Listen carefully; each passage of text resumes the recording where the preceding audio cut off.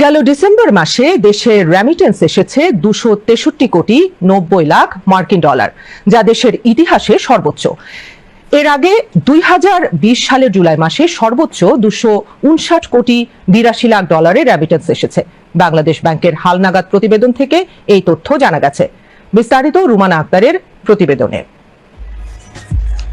2024 সালে ডলারের official rate 9% বেড়ে যাওয়া এবং বছরের শেষ 5 মাসে অর্থ পাচার কমে যাওয়ায় চলতি বছর বাংলাদেশ প্রায় 28 বিলিয়ন ডলার রেমিটেন্স পেয়েছে, যা গত বছরের তুলনায় 22% বেশি। অর্থ পাচার কমায় শেষ 5 মাসে অতিরিক্ত 3 বিলিয়ন ডলার যোগ হয়েছে রেমিটেন্সে। কেন্দ্রীয় ব্যাংকের তথ্য অনুসারে 2024 সালে জানুয়ারি থেকে 28 ডিসেম্বর পর্যন্ত দেশে বৈধ বা আনুষ্ঠানিক চ্যানেলে রেমিটেন্স এসেছে 26.67 বিলিয়ন ডলার। 2023 সালের পুরো বছরে রেমিটেন্স এসেছিল 21.92 বিলিয়ন ডলার। সেই হিসাবে 2023 সালের চেয়ে 2024 সালে রেমিটেন্স বেড়েছে প্রায় 4.7 বিলিয়ন ডলার। বাংলাদেশ ব্যাংকের governor doctor Ahsan H Mansur বলেছেন, গত 5 মাসে দেশে রেমিটেন্স এসেছে অতিরিক্ত 3 বিলিয়ন ডলার। অবশ্য সেন্টার ফর পলিসি ডায়ালগের সিপিডি নির্বাহী পরিচালক ফাহমিদা খাতুন বলেন, রেমিটেন্স বাড়ার পেছনে ডলারের রেটই মূল ভূমিকা পালন করে, যে কারণে ডলারের দর বেড়ে গেলে রেমিটেন্সের প্রবাহ বেড়ে যায়।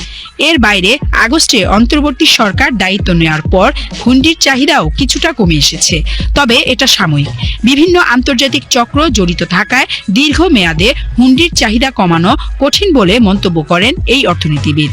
রেমিটেন্স প্রবাহ আরো বাড়াতে গেলে রেমিটেন্স প্রেরকদের ডলারের ভালো রেট দেওয়ার পাশাপাশি সামাজিক স্বীকৃতি দেওয়ার পরামর্শ দিয়ে সিপিডির নির্বাহী পরিচালক ফাহমিদা খাতুন বলেন, আমাদের রেমিটারদের অবশ্যই কোনো না কোনোভাবে স্বীকৃতি দেওয়ার ব্যবস্থা করতে হবে।